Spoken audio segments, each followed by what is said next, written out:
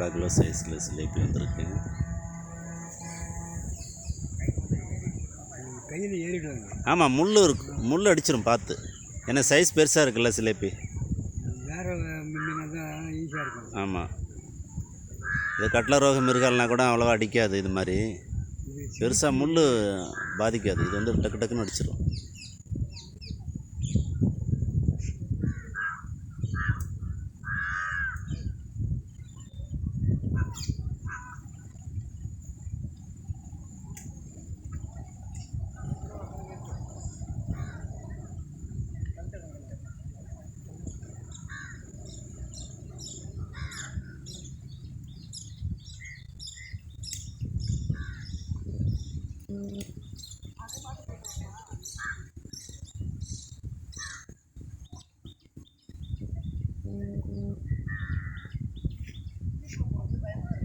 ஆமாம், மேலே அடிச்சிருப்பது.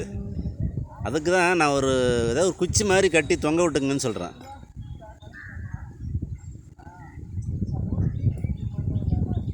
உங்கள் கால்லையாவது ஒரு சுருக்கு மாதிரி போட்டு வச்சுக்கோங்க. அது மாதிரி வச்சுக்கோங்க, ஒரு சேஃப்டியாக ஓடிட போகுது.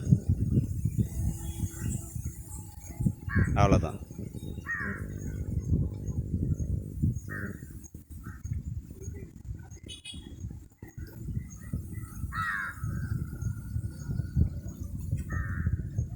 நல்லா சைஸாக இருக்கு இல்லைங்களா சிலேபி? அரை கிலோ நெருங்குமா?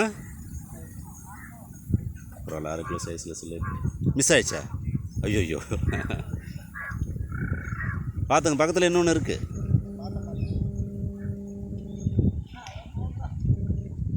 மிருகாலுங்களா?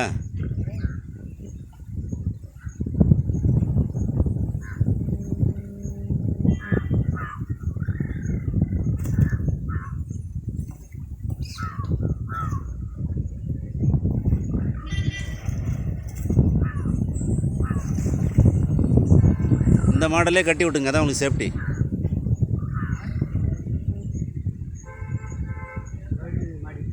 இல்லை, அடுத்தடுத்து மீன் வந்துகிட்டே இருக்கு.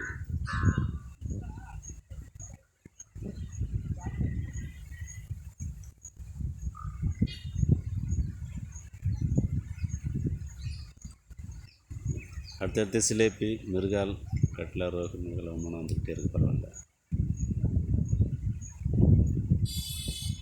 அப்படி கையில் காட்டுங்க லைட்டாக.